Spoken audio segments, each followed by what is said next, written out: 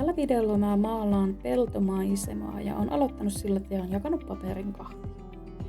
Sitten mä oon lähtenyt laveeraamaan kahdella eri värillä taivasta ja kun väri on vielä märkää, niin tommosella talouspaperitollolla niin mä lähden painelemaan sitä väriä pois, että mä saisin aikaan erilaisia pilvien muotoja.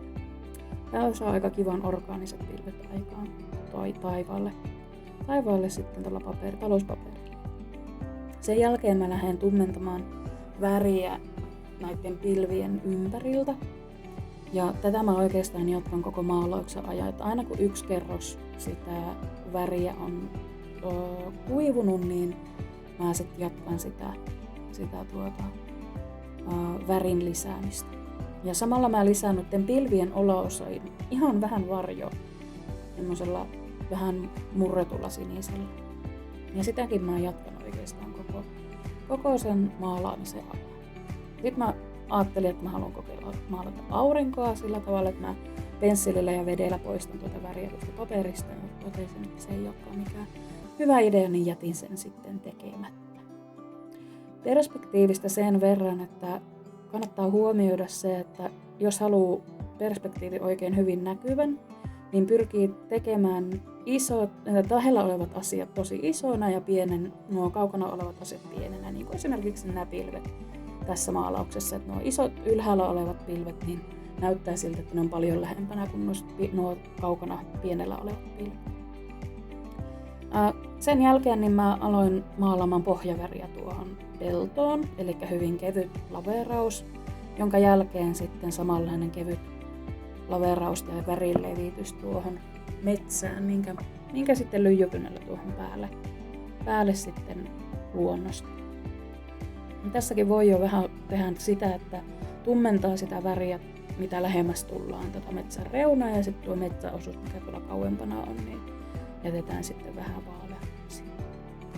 Sitten kokeilin tuohon taloon yksityiskohtana ja metsän reunaan niin käyttää vastavärejä varjojen maalaamisessa. Ja annoin niiden kuivua ennen kuin lähden sitten uutta kerrosta sitä väriä laittamaan siihen päälle. Sen myötä se vastaväri sieltä kuultaa sen värin läpi, kun sen antaa kuivua tarpeeksi kauan. Tässä kohtaa sitten lisää tummentelen myös tuota taivasta eri kohdista, mistä mä ajattelen, että se kaipaa semmoista tummennusta. Ja pyrin siihen, että se tummin osuus minulla siinä taivaassa on tuolla paperin yläreunassa. Sillä saadaan myös sitä perspektiivin tuntua luotua enemmän. Sitä mukaan, mitä mulla eri osat odottaa kuivumista, niin mä pystyn vaihtamaan noiden maalausten eri osien maalaamista. Esimerkiksi kun taivas odottaa kuivumista, niin mä siirryn pellon maalaamiseen. Ja perspektiiviä voi myös korostaa erilaisilla muodoilla, niin kuin esimerkiksi tässä peltoa korostan siten, että nuo viivat menee horisonttiperspektiivin mukaan tuonne ylöspäin, ja yksittäisillä siveltimenvedoilla voin sitä vielä sitten korostaa. Mä lähden pikkuhiljaa rakentamaan yksityiskohtia tuohon etualalla olevaan metsään, ja samoin myös tummennan tuota taka-alalla olevaa metsää myös enemmän. Mutta tässäkin myös sen pyrin pitämään mielessä, että se etualalla on aina tummempi oleva ja sitten se takana on vähän vaaleampi. Sitten pikkuhiljaa mä pääsen tekemään vielä pienempiä yksityiskohtia, eli maalaamaan tarkkojakin puita tuohon meidän ihan etualalle ja lisään vielä tummuutta tuonne pilvien luokseen ja myös vähän varjoa pilvien alareunaan. Sillä tavalla saadaan sitten vähän semmoista kolmiulotteisuutta siihen pilveen.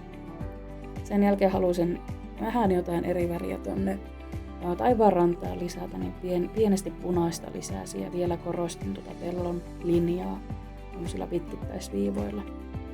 Saadaan oikein semmoinen kiva perspektiivin tuntu siihen. Tässä työssä mä käytin siis laveerausta ja märkää märälle siinä työn alussa. Ja mitä enemmän työ mulla eteni ja mitä enemmän yksityiskohtia mä halusin tehdä, niin mä käytin aika kuivaa pensseliä ja semmoista kuivaa maalaustekniikkaa sitten akvarellin kanssa.